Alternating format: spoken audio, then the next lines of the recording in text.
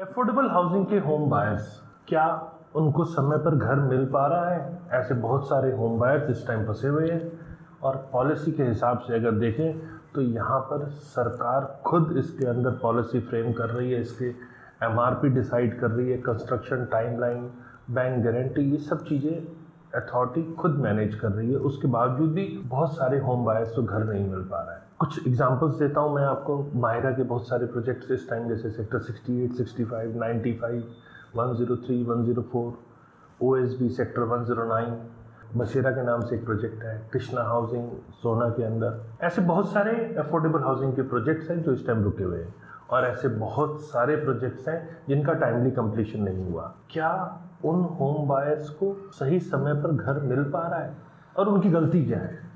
मेरे को अभी तक ये समझ में नहीं आया कि जब अथॉरिटी पॉलिसी फ्रेम कर रही है और उसने एमआरपी और कंस्ट्रक्शन रिलेटेड सारी चीज़ों पे चेक्स रख रही है तो होम बायर को उसका घर क्यों नहीं मिल पा रहा? यहाँ गलती या चूक कहाँ हो रही है? क्यों होम बायर्स को उनका घर नहीं मिल पा रहा? आज हम इस बात के ऊपर डिटेल में आपको बताने वाला हूँ।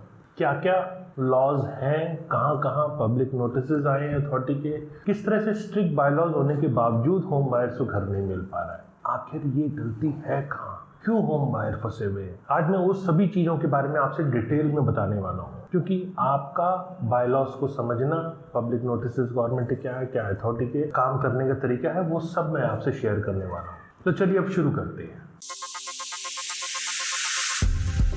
नमस्कार, मैं हूं प्रदीप मिश्रा। तो प्रॉपर्टी मिश्रा शो में आपका स्वागत है। यहाँ हम आपको प्रॉपर्टी और प्रॉपर्टी मार्केट की हकीकत बताते हैं। नो बकवास, डायरेक्ट काम की बात। चलिए शुरू करते हैं। सबसे पहले वो होम बायर्स जो इस टाइम पे फंसे हुए हैं, उनके लिए वाकई में घर का सपना बहुत दूर हो गया है। डिफेक्ट लायबिलिटी, जी हाँ, सिर्फ डिफेक्ट लायबिलिटी नहीं, किसी भी टाइप की डिफेक्ट लायबिलिटी। यहाँ जो department of town and country planning है वो कहता है कि ये अफोर्डेबल हाउसिंग होम बायर के जो अधिकार क्षेत्र है उसमें आती है। अब मैं इसको थोड़ा सा और एक्सप्लेन करता हूँ। डिफेक्ट लायबिलिटी जो हरेरा का agreement to sale format already दिया हुआ है, उसके अंदर रूल नंबर 12 कहता है, जो कि पेज नंबर 78 पर है। क्या कहता है वो? पहले वो देखिए आप स्क्रीन पे। अब इसको मैं आपको समझाने की कोशिश करता हूँ। ये डिफेक्ट लायबिलिटी कहता है कि किसी भी टाइप का स्ट्रक्चरल डिफेक्ट अगर वर्कमैनशिप में है, क्वालिटी और प्रोविजन ऑफ सर्विसेज के अंदर है, या किसी भी टाइप का और ऑब्लिगेशन है, मतलब ये प्रमोटर के रिगार्डिंग में बात कर रहा हूँ, तो इसमें as per agreement to sale relating to such development, और ये आपने प्रमोटर के नोटिस में भी लेकर आए हैं। मतलब अगर प्रमोटर के नोटिस में है within a period of 5 years by allotted, तो यहाँ पे डेट ऑफ हैंडिंग ओवर और उससे 5 साल के अंदर, और आपने इसको जो इशू है, आपका कंसर्न है, और आपने उस इशू को प्रमोटर के सामने उसकी नॉलेज में भी दिया है, तो ये डेट ऑफ हैंडिंग ओवर से ड्यूटी ऑफ प्रमोटर है कि उसे वो रेक्टिफाई करे और उसके लिए कोई भी किसी भी टाइप का फर्दर चार्ज भी ना ले, और ये विद इन 90 डेज करे। अब यहाँ पर क्या होता है कि प्रमोटर अगर फेलियर होता है उस टाइप के डिफेक्ट को रेक्टिफाई करने में, जो समय सीमा दी हुई है 90 डेज के अंदर, तो यहाँ जो एग्रीव्ड अलॉटी है वो उस चीज़ के लिए एंटाइटल्ड है कि वो एक एप्रोप्रिएट कंपनसेशन रिसीव कर सके, और मतलब वो लायबल है उस चीज़ के लिए, एप्रोप्रिएट कंपनसेशन भी उसे मिल सकता है। और यहाँ पर ये कवर होता है एक्ट के हिसाब से। यहाँ पर एक चीज़ इसके अंदर और मेंशन की हुई है कि promoter shall not be liable for any such structure oblique architectural defect induced by the allottee by means of carrying out structural or architectural changes from the original specification oblique design। तो यहाँ already agreement to cell में बहुत सारी चीज़ें clear कर दी हैं। मतलब आपको प्रमोटर को नोटिस देना है, अपने इश्यूज को बताना है, और विद इन 90 डेज प्रमोटर को उसे ठीक करना है। यहाँ जो with in a period of 5 years, मतलब आपको पोजीशन मिला उससे 5 साल के अंदर अंदर, मतलब यहाँ जो एंटायर रिस्पॉन्सिबिलिटी है डिफेक्ट लायबिलिटी की within a period of 5 years from the date of occupation, ये क्लोनाइजर की है। ये एग्रीमेंट टू सेल जो ऑलरेडी हरेरा का है उसमें रूल नंबर 12 और पेज नंबर 78 पे ये क्लियर मेंशन है। अब समझते हैं free maintenance for 5 year in affordable projects. अब हम यहाँ बात करें क्लॉज नंबर 4-5 की, तो यहाँ पर जो पॉलिसी कहती है वो ये कहती है जो आप अभी स्क्रीन पे देख रहे हैं। यहाँ डेवलपर को एक कमर्शियल कंपोनेंट दिया जाता है जो कि अफोर्डेबल हाउसिंग में 4% कमर्शियल बनाने के लिए अलाउ किया जाता है, क्योंकि रेट गवर्नमेंट ने सेट किए हुए हैं, बहुत ज़्यादा डेवलपर के पास स्कोप नहीं होता और डेवलपर उस सोसाइटी को मेंटेन करे, इसके लिए डेवलपर को 4% कमर्शियल अलाउ किया जाता है। टाइम टू टाइम उसे अथॉरिटी रिवाइज भी करती है। यहाँ कंडीशन ये है कि जो प्रोजेक्ट है जिस पे 4% कमर्शियल डेवलपर को अलाउ किया जा रहा है, वहाँ कोलोनाइजर को मेंटेन करनी है colony free of cost for the period of 5 year. कब से? Date of grant of occupation certificate. और 5 साल के बाद यही कॉलोनी ट्रांसफ़र कर देनी है किसको? एसोसिएशन ऑफ अपार्टमेंट्स ऑनर्स को। ये जो रूल है वो हरियाणा अपार्टमेंट ऑनरशिप एक्ट 1983 के लिए मेंटेनेंस के रिगार्डिंग कहा गया है।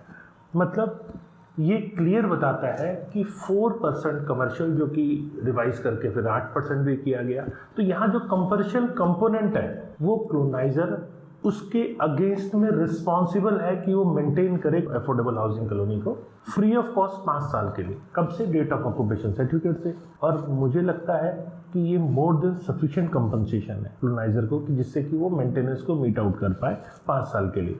यहाँ एक इम्पॉर्टेंट नोट और है, वो ये है कि कमर्शियल एरिया जो अलाउ किया जा रहा है कोलोनाइजर को पॉलिसी के हिसाब से, उसका कोई प्री डिटरमाइंड रेट नहीं है। यहाँ किसी भी टाइप का कोई कन्वर्जन चार्ज जो कि कमर्शियल के ऊपर CLU चार्जेस लगते हैं, उसकी EDC लगती है, उस हिसाब से ऐसा कुछ भी नहीं डेवलपर को पे करना पड़ रहा है। लेकिन बदले में क्या चाहिए कि आप मेंटेन कर लीजिए कॉलोनी को। लेकिन होता क्या है वो सब आप जानते हैं। यहाँ कमर्शियल एरिया रेजिडेंशियल कॉम्प्लेक्स का जो है उस पर MRP होती नहीं, तो डेवलपर उसे अच्छे से बेचता है। आपने कई जगह तो ये भी देखा होगा कि अफोर्डेबल कमर्शियल शॉप्स करके भी सेल किया जाता है। ये अफोर्डेबल कमर्शियल शॉप क्या होता है? सबका बजट अलग अलग होता है, सबके लिए अलग अलग चीज़ें अफोर्डेबल होती है। तो अफोर्डेबल कमर्शियल शॉप करके सेल करना भी मुझे बहुत हद तक नहीं लॉजिकल लगता। कई जगह मैंने ऐसी भी एडवर्टीजमेंट देखी, मैं सरप्राइज होता हूँ कि ऐसे कैसे लोग सेल करते हैं और कैसे लोग बाय कर लेते हैं। यहाँ एज अ बायर आपको ये पता होना चाहिए कि अफोर्डेबल पे प्राइस कैप नहीं है। डेवलपर अफोर्डेबल अपने मन के हिसाब से जो रेट होता है उस पर बेच सकता है। तो ये बायर्स को समझने की ज़रूरत है और उसके अगेंस्ट में डेवलपर को मेंटेनेंस करनी है। तो ये कोई बहुत बड़ा रॉकेट साइंस नहीं है, क्योंकि सेल करने से जो प्रोसीडिंग्स आती है उससे वो आराम से 5 साल तक की मेंटेनेंस कर सकता है। अब बात करते हैं कि clause number 7 affordable housing policy 2013 का क्या कहता है। उसके अंदर क्या कहता है वो अभी आप स्क्रीन पे देख रहे हैं। अब मैं इसको आपको थोड़ा सा और डिटेल में बताता हूँ। बैंक गारंटी, जी हाँ, बैंक गारंटी किसके अगेंस्ट में है? Against total realisation of project at the rate of 15% of the area falling in the development plan. ये कौन कौन से एरिया के हैं? गुड़गांव, फरीदाबाद, पंचकुला एक्सटेंशन, बिजनौर, कालका। इन एरिया में 15% है, लेकिन रेस्ट ऑफ द टाउन्स में वो 10% है। मतलब यहाँ within 90 days from the date of commencement of project ये जो 15 या 10% एज अ बैंक गारंटी ये डेवलपर को डिपॉजिट करनी है। और यहाँ बैंक गारंटी जो है वो प्रोपोर्शनेटली रिलीज होती है ब्लॉक वाइज, जैसे जैसे OC आता रहता है और लाइसेंस के अगेंस्ट पहले लाइसेंस आता है, उसके बाद जब डेवलपर कंस्ट्रक्शन करता है तो उसका OC आता है। तो जैसे जैसे OC आता है वैसे वैसे ब्लॉक वाइज जो है वो BG मतलब बैंक गारंटी रिलीज होती है। तो यहाँ पर 10% of the bank guarantee submitted shall be return to be release at the end of 5 year maintenance period. अब आप इस चीज़ को अच्छे से समझिए कि जो बैंक गारंटी है वो कब रिलीज हो रही है? Eight the end of 5 year of maintenance period, मतलब फ्री मेंटेनेंस पीरियड जो डेवलपर को मेंटेन करना है। अब वहीं पर क्लॉज नंबर 7 का 1 अफोर्डेबल हाउसिंग पॉलिसी 2013 की ही बात कर रहा हूँ मैं। अभी स्क्रीन पे आप देख रहे हैं इसको। ये कहता है कि colonizer bind to provide free of cost maintenance for 5 year and their bank guarantee at the rate of 10% of 15%, that is 1.5% of the total project shall be released after completion of 5 years। वो भी यहाँ clear कर देते हैं कि 5 साल के बाद ही वो रिलीज होता है। अब यहाँ जो बैंक गारंटी का क्लॉज है उसे ओमिट कर दिया जाता है नोटिफिकेशन डेटेड PF 27159222 डेटेड 15 जुलाई 2019। ये भी इसके अंदर मेंशन होता है कि ये इफेक्टिव है date of issue of notification जो कि 5/7/2019 है।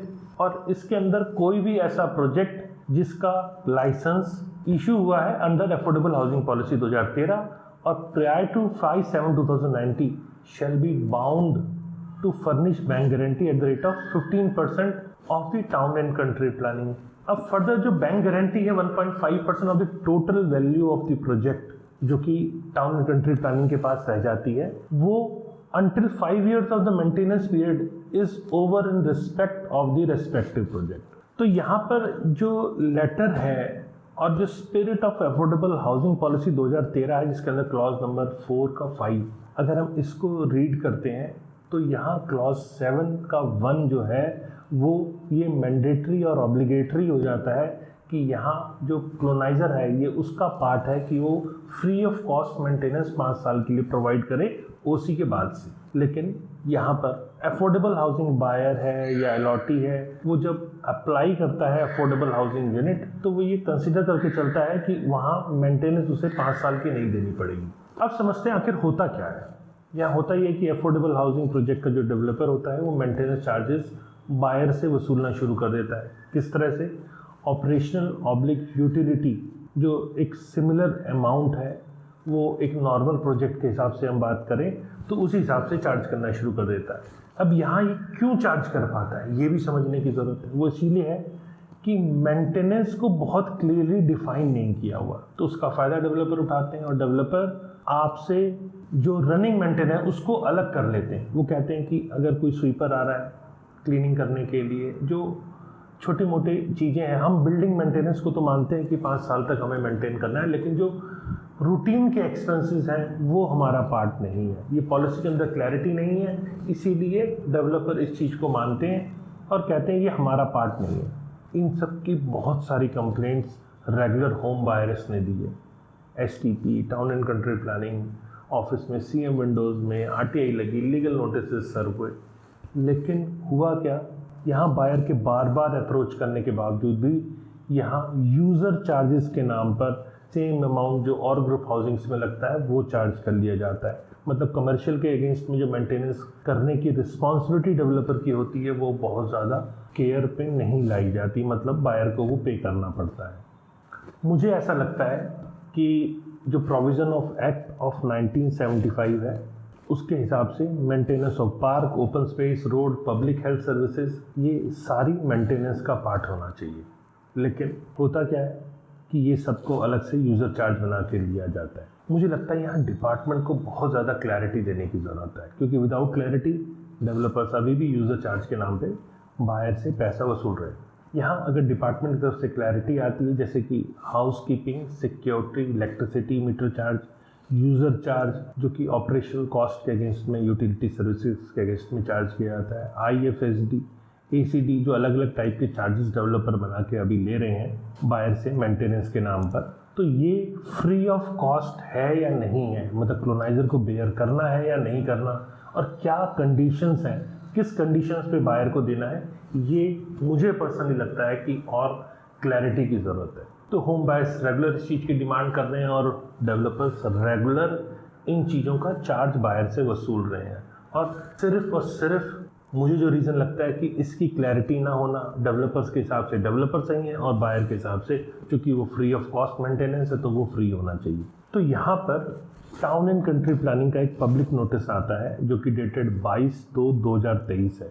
उसमें बहुत सारे सजेशंस मांगे जाते हैं, लेकिन सजेशंस के बाद भी क्या होता है, अब तक कोई फाइनल पब्लिक नोटिस नहीं आया है। और अब director general town and country planning के पास बहुत सारी कंप्लेंट्स पहुंच रही हैं। CM विंडो में, town and country planning office में, मतलब लोकल मैं गुड़गांव की बात करूं तो गुड़गांव में भी बहुत सारी ऐसी कंप्लेंट्स आ रही हैं, लेकिन फर्दर अभी तक कोई पब्लिक नोटिस करके क्लैरिटी सामने नहीं आई।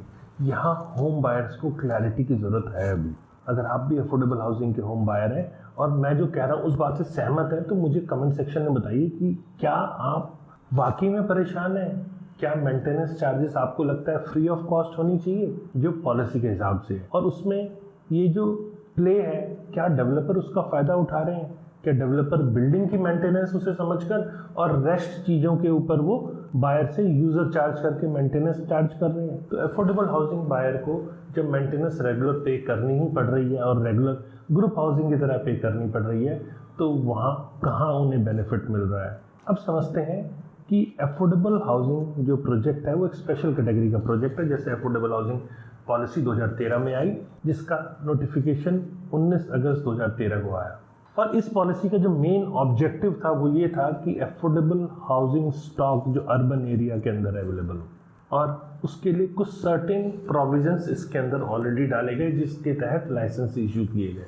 अब वो लाइसेंस जनरल हाउसिंग प्रोजेक्ट से डिफर है। उनके अंदर क्या क्लॉज है, पहले वो भी समझते हैं। क्लॉज नंबर 1 की बात करें, जो अफोर्डेबल हाउसिंग पॉलिसी मतलब AHP 2013 के हिसाब से है, यहाँ प्री डिफाइंड रेट्स हैं और टारगेटेड टाइम फ्रेम भी है, साथ में कंप्लीशन विद इन 4 ईयर करना है। जब पॉलिसी आई थी तो गुरुग्राम का रेट 4,000 रुपये पर स्क्वायर फीट था, बालकोनी का रेट 500 रुपये पर स्क्वायर फीट था। ये प्रॉपर्टी कारपेट एरिया पे ही सेल होनी थी, कारपेट एरिया डेवलपर को डिस्क्लोज करना था, जो कारपेट एरिया बताया जाता है। मुझे इसमें कोई दिक्कत नहीं नज़र आती। फिर इसका प्राइस फिर फर्दर नोटिफिकेशन आया और 4200 हुआ, और फिर फर्दर अभी जो रिसेंटली हुआ है वो 5,000 रुपये पर स्क्वायर फीट हो गया। अब क्लॉज नंबर 4 क्या कहता है? क्लॉज नंबर 4 कहता है जो प्लानिंग और एरिया पैरामीटर है उसको लेके यहाँ FAR 225 की है, लेकिन यहाँ कमर्शियल यूज़ 4% डेवलपर को दिया जा रहा है, और किसी भी टाइप का AWS कैटेगरी का अपार्टमेंट बनाना, जो कि अक्सर रेगुलर ग्रुप हाउसिंग में मैंडेटरी होता है, वो इसके अंदर नहीं है। तो इसके अगेंस्ट में किसी भी टाइप का कन्वर्जन चार्ज जो कमर्शियल के लिए होना चाहिए वो नहीं है, और वही 4% को बाद में 8% भी किया गया। टाइम टू टाइम अथॉरिटी उसे चेंज करती रहती है। क्लॉज नंबर 5 भी कहता है कि 5% अलॉटमेंट जो क्लोनाइजर है वो अपने हिसाब से कर सकता है, उसे ड्रॉ में डालने की ज़रूरत नहीं है।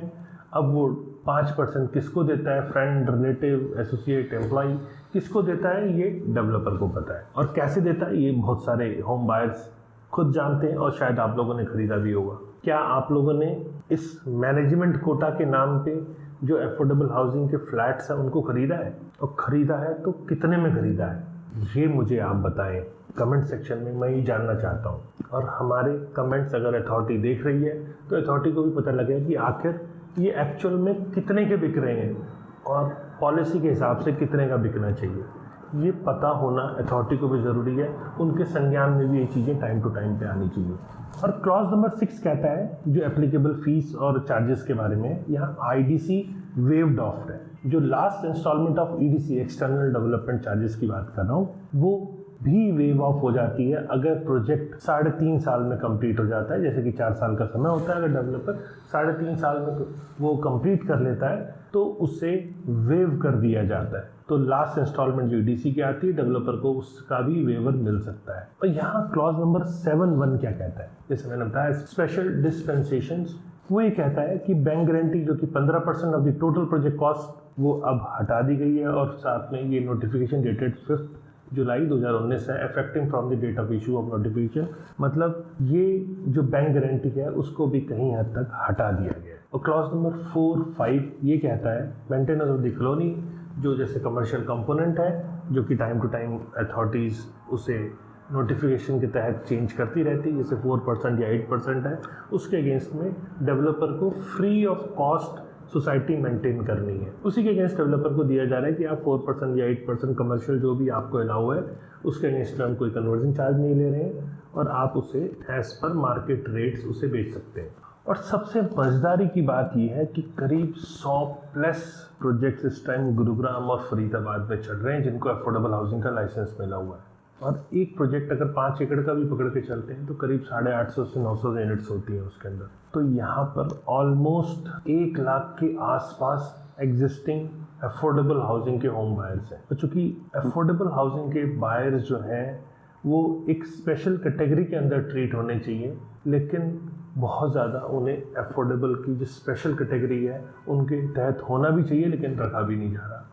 अब बात करते हैं delay in position and stall projects के बारे में। अफोर्डेबल हाउसिंग पॉलिसी 2013 के हिसाब से एग्जिस्टिंग लॉ कहता है कि ये जो अभी स्क्रीन पे आप देख रहे हैं, मैं इसको थोड़ा एक्सप्लेन कर दूँ। सारे ऐसे प्रोजेक्ट्स जो कि कंप्लीट होते हैं 4 years from the date of respective approvals. In case of builder is not completing the project in 4 years, licence जो उसका लाइसेंस उसको अलॉटेड है वो रिन्यू नहीं होगा।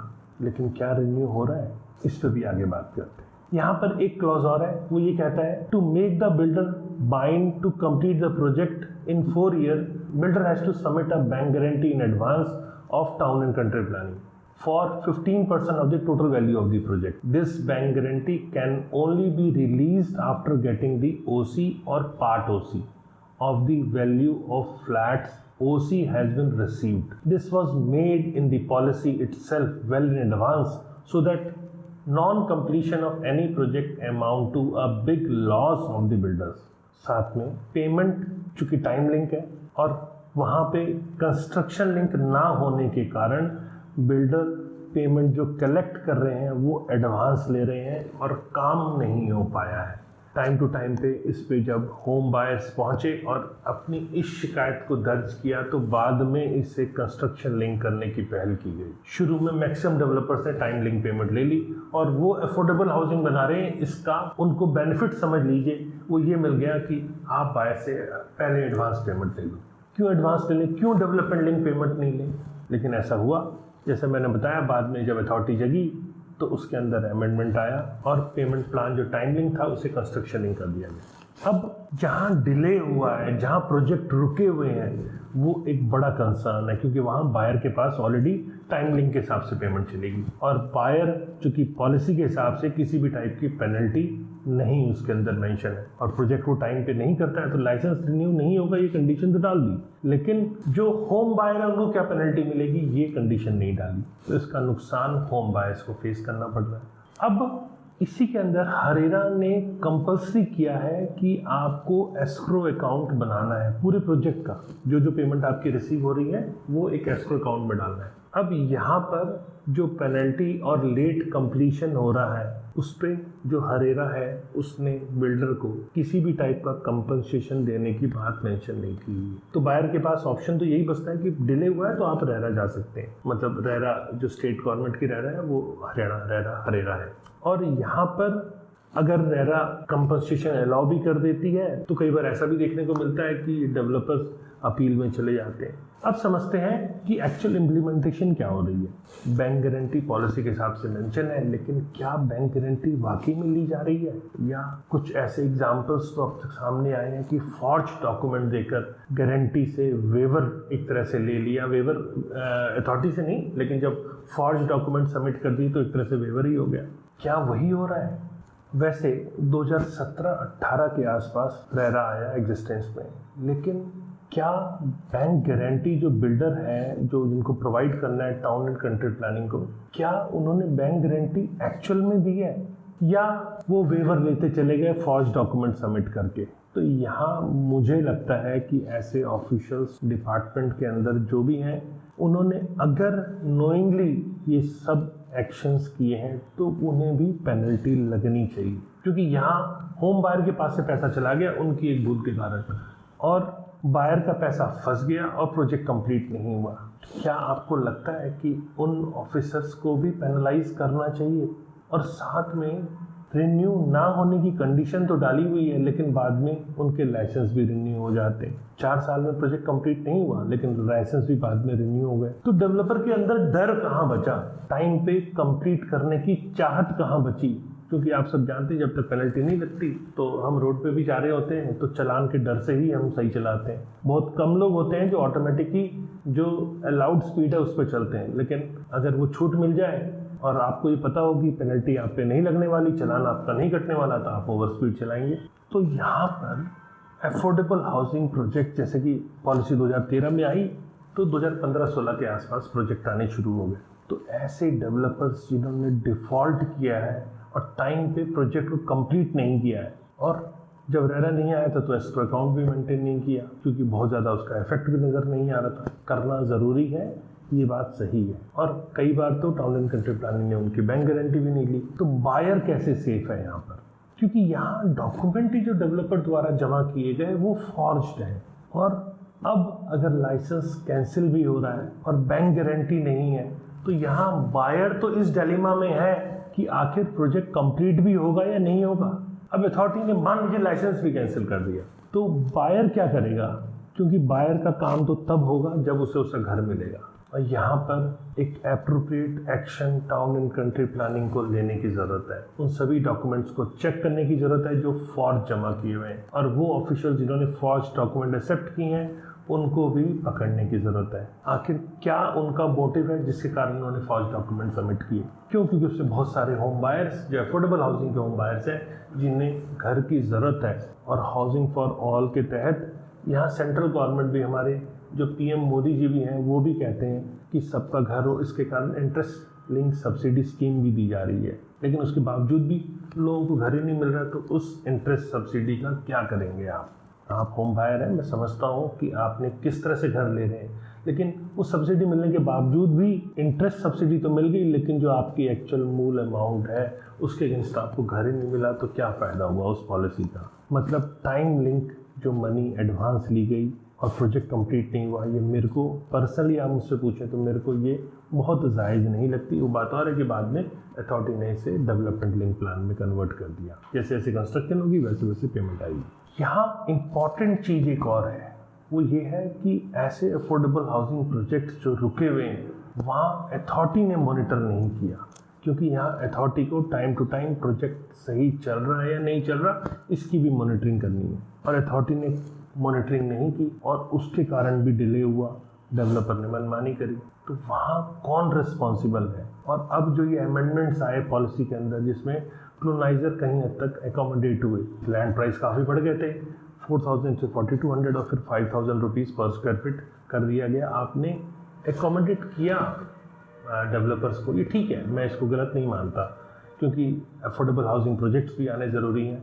अफोर्डेबल हाउसिंग प्रोजेक्ट नहीं आएंगे तो होम बायर को कैसे घर मिल पाएंगे? लेकिन घर मिलने के लिए जो ज़रूरी चीज़ है वो क्यों नहीं हो पा रही? जो पेनल्टी है लेट पोजीशन की, वो क्यों बायर्स को नहीं मिल पा रही? क्यों वो क्लोनाइजर्स पे ना लगे? पॉलिसी के अंदर वो क्यों बहुत ज़्यादा वेल डिफाइंड तरीके से नहीं है? यहाँ क्लोज मॉनिटरिंग की ज़रूरत है टाउन एंड कंट्री प्लानिंग और रेरा डिपार्टमेंट द्वारा। रेरा को पावर्स तो मिले हैं, लेकिन यहाँ मैन पावर भी बढ़ाने की ज़रूरत है। अगर मैन पावर बढ़ाया जाए तो रेरा बहुत अच्छे इफेक्टिव तरीके से रियल एस्टेट जो कि अनरेगुलेटेड मार्केट है उसको बहुत अच्छे से कंट्रोल कर पाएगी। रेगुलेटरी आई है, लेकिन बायर्स के बीच में ये एक विश्वास बनकर आई है, लेकिन डेवलपर्स को अभी भी इसका बहुत ज़्यादा डर नहीं दिख रहा है। तो यहाँ इसकी अच्छी इम्प्लीमेंटेशन की ज़रूरत और है। यहाँ मैन पावर अगर बढ़ाया जाए तो रेरा बहुत अच्छे से काम कर सकता है। तो यहाँ जितनी मैन पावर बढ़ेगी, जितना जुडिशरी पावर मिलेगा रेरा को, रेरा उतने अच्छे ढंग से इसको मॉनिटर करके, और टाइमली मॉनिटर होना भी चाहिए। ये नहीं कि सिर्फ पावर, अगर टाइमली मॉनिटर होता है तो यहाँ बायर्स के बहुत सारे हक प्रोटेक्टेड हो पाएंगे, उनको उनका घर मिल पाएगा। तो यहाँ मेरी रिकमेंडेशन क्या है? मुझे लगता है जो डिले पोजीशन हो रहा है, जो रुके हुए प्रोजेक्ट्स हैं, जैसे कि क्लॉज नंबर 7(1) है, वहाँ बैंक गारंटी है, और बैंक गारंटी जहाँ नहीं है या जहाँ फॉर्ज डॉक्यूमेंट दिया हुआ है वहाँ बैंक गारंटी अथॉरिटी को डेवलपर से लेनी चाहिए अगर वो अब तक सबमिटेड नहीं है।